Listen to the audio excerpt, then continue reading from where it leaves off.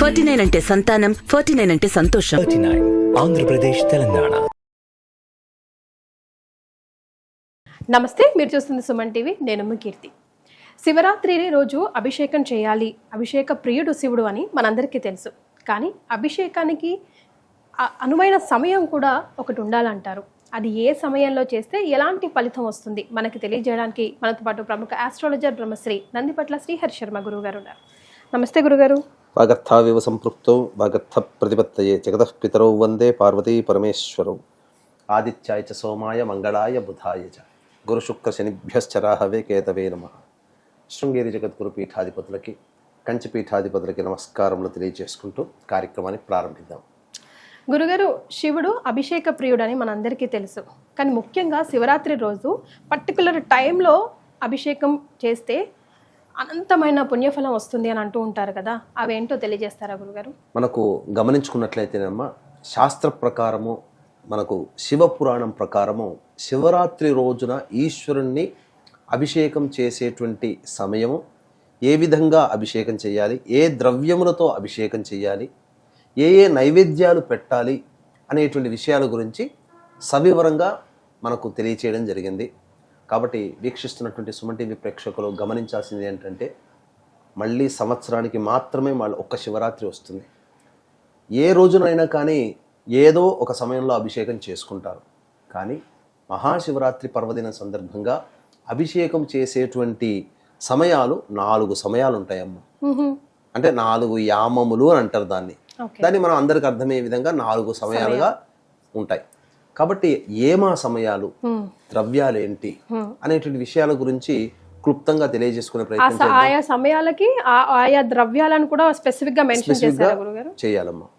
ఆ విధంగా చేసినటువంటి వ్యక్తికి శివరాత్రి రోజున ఎవరైతే ఈ విధంగా చేస్తారో శివానుగ్రహం, పురాణం ప్రకారము శివరాత్రి రోజున ఈశ్వరుణ్ణి అర్చించినటువంటి పుణ్య ఫలితం సశాస్త్రీయమైనటువంటి విధానంగా మనకు కలుగుతుందని చెప్పడంలో ఏమాత్రం సందేహం లేదు. ఇటువంటి విషయాన్ని మీ హితులకి, సన్నిహితులకి, మీ బంధువులకి, మీ కుటుంబ సభ్యులు అందరికీ చేరవేయండి. అందరూ ఈ శివాజ్ఞ లేనిదే చీమైన కుట్టదు. కాబట్టి ఇటువంటి పుణ్య ఫలితాన్ని తెలిసిన ఉత్తర క్షణంలోనే నేనొక్కడనే చేసుకుంటే బాగుండదు, స్వార్థంగా కాకుండా ఇటువంటి సమాచారాన్ని అందరికీ అందించాలి, అందరూ బాగుపడాలనేటువంటి సదుద్దేశంతో సుమన్ టీవీ యాజమాన్యం వారు ఈ యొక్క ప్రత్యేకమైన శివరాత్రి సందర్భంగా ప్రత్యేకమైనటువంటి పూజా విధాన విషయాల్ని తెలియచేయడానికి సంకల్పం చేయడం జరిగింది. కాబట్టి ఆశాంతం వీక్షించండి, అందరికీ ఈ యొక్క విషయాన్ని తెలియచేయండి. ఇక మనం వివరాల్లోకి వెళ్ళినట్లయితే, శివరాత్రి రోజున నియమాల్ని పాటించాలమ్మా. ముందు రోజు ప్రదోషకాలం అనగా 26వ తారీఖు శివరాత్రి కాబట్టి 25వ తారీఖు రోజు నుంచి ప్రారంభమవుతుంది. సూర్యాస్తమయం తదనంతరం ఈ యొక్క వ్రత విధానంలో నియమంలో ఉన్నట్టు భాగం లెక్క. కాబట్టి ఆ ముందు రోజు ఎటువంటి భోజన పదార్థం తీసుకోకూడదు. బ్రహ్మచర్య వ్రతాన్ని ఆచరించాలి. మద్యపానము, ధూమపానము, మాంసాహార భోజనము ఆ యొక్క సూర్యాస్తమయ తదనంతరం చేయకూడదు. పళ్ళ రసాలు తీసుకోవచ్చు, టిఫిన్ చేయవచ్చు. ఇక శివరాత్రి రోజున 3 గంటలకే నిద్ర మేలుకొని కాలకృత్యాదులన్నీ తీర్చుకొని చక్కగా ఆ యొక్క బ్రహ్మ ముహూర్త కాలంలో శివ చిత్రపటానికి చక్కగా పూలమాల వేసి ఆవునేతితో దీపారాధన చేసి శివ అష్టోత్తరం ఒక 3 సార్లు పఠించాలి. తర్వాత ఉదయిస్తున్నటువంటి సూర్యునికి నమస్కారం చేసి సూర్యాష్టకం 6 సార్లు చదివి సూర్యునికి అర్ఘ్యం ఒక 11 సార్లు సూర్యునికి అర్ఘ్యం ఇచ్చేసేసి చక్కగా ఆ రోజంతా కూడాను ఆ శివనామ స్మరణ చేసుకోవాలి. చాలామంది చేసేటువంటిది తప్పు ఏంటంటే, రాత్రి జాగారం ఉండాలనే ఉద్దేశంతో మధ్యాహ్నం నిద్రపోతుంటారు. కానీ మధ్యాహ్నం ఎప్పుడైతే నిద్రపోతామో ఆ యొక్క వ్రతాన్ని మనము ఫలాన్ని పొందలేము, భంగమవుతుంది. కాబట్టి ఆ ఉదయం నుంచి సూర్యాస్తమయం వరకు కూడాను చక్కగా అవకాశం ఉంటే దేవాలయానికి చేరుకొని దేవాలయానికి నమస్కారం, శివుని దర్శనం చేసి నమస్కారం చేసుకొని ఇంటికి రావాలి. ఇక ఆ రోజంతా కూడా శివనామ స్మరణ చేసుకోవాలి. అయితే శివాభిషేకం చేయాలనుకునేటువంటి వాళ్ళకి శివరాత్రి రోజున చెప్పబడినటువంటి సమయం ఏంటంటే, సాయంకాల ప్రదోషకాల సమయం నుంచి అనగా శివరాత్రి తెల్లవారుజామున సూర్యోదయం వరకు కూడా అభిషేక సమయాలు అనేటువంటివి కొన్ని చెప్పబడ్డాయి. కాబట్టి ఈ యొక్క ఉదయం నుంచి సాయంత్రం లోపల ఇంటినంతా కూడాను శుభ్రపరచుకోవాలి. చక్కగా ఏ విధంగా చక్కగా దుమ్ము లేకుండా అంతాగానో తుడిచిపెట్టుకొని బూజు అవన్నీ పూర్తిగా తీసేసుకొని చక్కగా పూజా మందిరాన్ని చక్కగా క్లీన్ చేసుకొని పూజా సంబంధించినటువంటి ద్రవ్యములన్నీ కూడాను ఆ రోజంతా కూడా క్లీన్ చేసుకొని ఇక ఆ యొక్క ఒక బకెట్ నీటిల్లో మంచి నీటిలో గళ్ళ ఉప్పు, పసుపు, అలాగే గంగాజలము, ఇవన్నీ వేసి గోమూత్రం గోవర్కము అవన్నీ వేసి కలియబెట్టేసి మంచి బట్టతో ఇల్లంతా పూజా మందిరంతో సహా చక్కగా శుభ్రపరచుకుంటే ఇంట్లో ఉన్నటువంటి నకారాత్మకమైన శక్తి వెళ్ళిపోతుంది ఫస్ట్. తర్వాత దేవతా శక్తి అనేది శివరాత్రి రోజున ఈ భూమి మీద ప్రసరిస్తుంది. అంతకంటే మించి కుంభమేళా కూడా జరపబడుతుంది కదమ్మా. ఈ కుంభమేళా శివరాత్రి రోజునే ఆఖరిగా చెప్పబడి ఉంది. కారణం ఏంటంటే గ్రహాల సంచారం మొదలుకొని గ్రహం యొక్క ప్రభావము తొలగిపోయేంత వరకు కూడా కుంభమేళా జరుగుతుంది. కాబట్టి ఆ సమయం శివరాత్రి వరకు కూడా గ్రహాల యొక్క గొప్ప దివ్యమైనటువంటి శక్తి ఈ భూమి మీద ప్రసరిస్తున్నప్పుడు ఆ యొక్క శక్తిని ఆకర్షించాలి అని అంటే ఇంట్లో నకారాత్మకమైన శక్తి అనేటువంటిది ఉండకూడదు, అనగా దుష్ట శక్తి ఉండకూడదు. అప్పుడు దేవతా శక్తి ఈ యొక్క పదార్థంతో శుభ్రపరచుకోవడం వల్ల ఇంటినంతా ఆ దేవతా శక్తి ఆకర్షింపబడుతుంది. ఇది ప్రధానంగా చేసుకోవాలి. ఇక శివలింగానికి అభిషేకం చేసుకునేటప్పుడు ఇంట్లో అందరి ఇంట్లో చాలా మంది ఇంట్లో ఒక 30% మంది ఇంట్లో అభిషేక శివలింగాలు అనేటువంటివి ఉంటాయి. రాతితోనో స్ఫటికలింగాలు ఏ ఉంటాయి.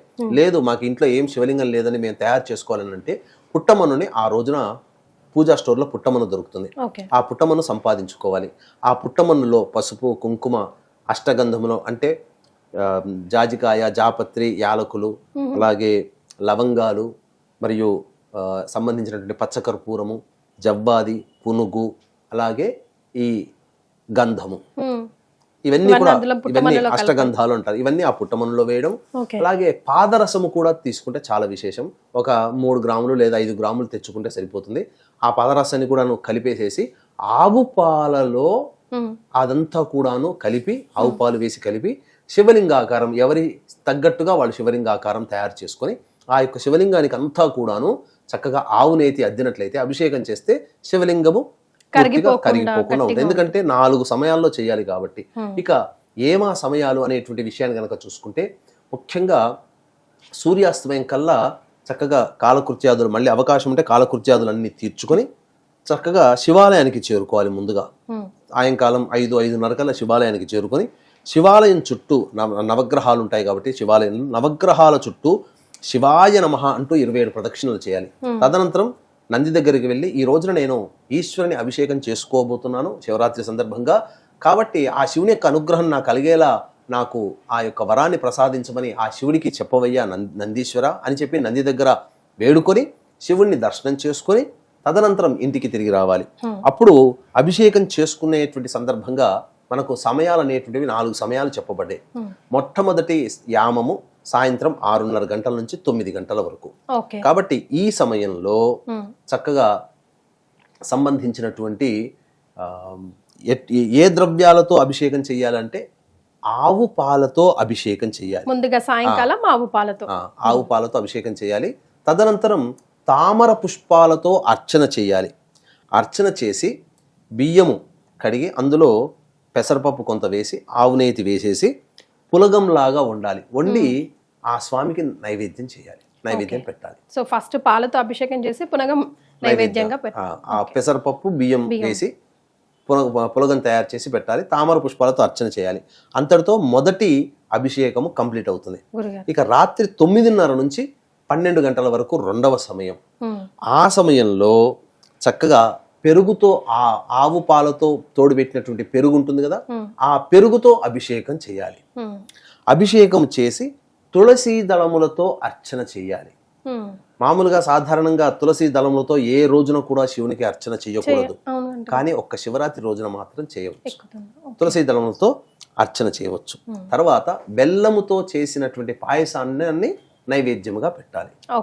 ఇది ఆ విధంగా 2వ సమయం. ఆవు పెరుగు అభిషేకము చేసిన అన్నము నైవేద్యము తులసి దళములతో అర్చన. తదనంతరం ఇక 3-4 సమయాలు ఉన్నాయమ్మా. వీక్షించేటువంటి ప్రేక్షకులకి గమనిక, ఈ యొక్క మహాశివరాత్రి సందర్భంగా ఫిబ్రవరి 26 మరియు 28వ తారీఖు రోజున కూడా కాశీక్షేత్రంలోనే జాతకరీత్యా కలుగు విద్య వివాహ ఉద్యోగ దాంపత్య సంతాన అనారోగ్య సమస్యల నివారణకి సర్వదోష నివారణ పూజలు హోమాలు, అలాగే గత జన్మ కర్మదోషాలు ఉంటే ఈ జన్మలో సమస్యలు అనేటువంటి ఎదుర్కొంటాం కాబట్టి గత జన్మ కర్మదోష నివారణ తిల హోమాలు, మరియు ఈ యొక్క 2025వ సంవత్సరం శని ప్రభావం అన్ని రాశుల వారికి ఉంది కాబట్టి శని దోష నివారణ హోమాలు పర్ హెడ్ 3,100 రూపాయలకి చేయించడం జరుగుతుంది. అలాగే శివరాత్రి రోజున కాశీక్షేత్రములో రుద్రపారాయణాలు అభిషేకాలు కూడా జరపబడతాయి. అవకాశం ఉన్న వాళ్ళు కార్యక్రమ తదనంతరం కాంటాక్ట్ చేసి మీ గోత్రనామాలు నమోదు చేసుకోవచ్చు. ఈ యొక్క శివరాత్రి రోజున మీ యొక్క సంకల్పం నమోదు చేసుకోవడం ద్వారా, సభ్యులుగా చేరడం ద్వారా తిరిగి వచ్చే సంవత్సరం శివరాత్రి కల్లా మీ యొక్క సంకల్పం నెరవేరుతుంది అని చెప్పడంలో ఏమాత్రం సందేహం లేదు. ఇక 9:30 నుంచి 12 గంటల వరకు రెండవ సమయం అని చెప్పాం కదమ్మా. తర్వాత అరగంట గ్యాప్ ఇచ్చి 12:30 నుంచి 3 గంటల వరకు మూడవ సమయం. కాబట్టి ఈ మూడవ సమయంలో జాతకరీత్యా ఆవు నేతితో అభిషేకం చేయాలి. నిషీధ సమయం అంటారు ఇదేనా గురుగారు? ఆవు నేతితో అభిషేకం చేసి తర్వాత బిల్వ దళములు, ఏక బిల్వమైనా లేదా మారేడు దళములతోనైనా కానీ అర్చన చేసి అన్నము నువ్వుల పొడితో చేసినటువంటి పులగం ఉంటుంది కదమ్మా, దానిని నైవేద్యంగా పెట్టాలి. ఇది ఆ మూడవ జాముగా చేసినటువంటిది. ఇక 3 గంటల నుంచి 3:30 వరకు కొద్దిగా సమయం బ్రేక్. తర్వాత 3:30 నుంచి తెల్లవారుజామున 6 గంటల వరకు 4వ సమయం బ్రహ్మముహూర్తం. ఇది చాలా అత్యంత ప్రధానమైనటువంటి సమయం అమ్మ. ఎందుకు చెప్పాలనంటే శివరాత్రి సందర్భంగా కదా, శివరాత్రి రోజున మనకు తిథివార నక్షత్ర యోగ కరణాలు 5 ఉన్నాయి, పంచాంగాలు. అందులో శివయోగము 2:57 నుంచి 27వ తారీఖు రాత్రి 11:30 వరకు ఉంటుంది. కాబట్టి శివరాత్రి సందర్భముగా శివరాత్రి రోజున శివయోగము కూడా కలిసినటువంటిది సందర్భము ఇది ఒక్కటే సమయం. కాబట్టి 26వ తారీఖు తెల్లవారితే 27వ తారీఖు రోజున 3:30 నుంచి 6 గంటల వరకు అనేటువంటిది అభిషేకం చేయాలి. అప్పుడు ఏ ద్రవ్యంతో అభిషేకం చేయాలి? తేనెతో అభిషేకం చేయాలి. తేనెతో అభిషేకం చేసి నల్ల కలువ పూలు దొరుకుతాయి. అంటే నల్ల కలువ అంటే నీలి పుష్పంలో నీలి కలువ పూలు, ఆ కలువ పుష్పాలతో అర్చన చేసి కేవలం అన్నం మాత్రమే వండి అన్నాన్ని నైవేద్యంగా పెట్టాలి. ఇది చెయ్యాలి. చాలా మందికి నల్ల కలువ పూలు ఇప్పుడు దొరుకుతాయో దొరకవో. కాబట్టి ఆ సందర్భంలో నీలి రంగు చామంతి పుష్పాలు లేదు శంఖు పుష్పాలు దొరుకుతాయి, అవైనా కానీ అర్చన చేయవచ్చు. ఇక చాలా మందికి ఉండేటువంటి ఇంకొక సందేహం ఏంటంటేనమ్మా, ఇప్పుడు తామర పుష్పాలు కావాలంటే ఒక్కొక్కటి 10-20 రూపాయలు పెడతారు. 100-108 అర్చన చేయాలంటే 2-3 వేల రూపాయలు పుష్పాలకే పోతాయి కదా. మరి అన్ని అంతమందికి డబ్బు ఉండదు కదమ్మా. కాబట్టి ఆ సందర్భంలో మనకు ఏ యొక్క దేవతకి కూడా లేనటువంటి విలక్షణమైనటువంటి అర్చనా విధానము ఈ యొక్క పరమేశ్వరునికి ఉందమ్మా. ఏంటనంటే అంటే పరమేశ్వరుని పూజ చేసేటువంటి వాడు అతి సామాన్య మానవుడు కూడా చేసుకోవచ్చు, పెద్ద ఖర్చు లేకుండా. కాబట్టి 4-5 తామర పుష్పాలతో అర్చన చేయొచ్చు, 4-5 నల్ల కలువ పుష్పాలతో అర్చన చేయొచ్చు.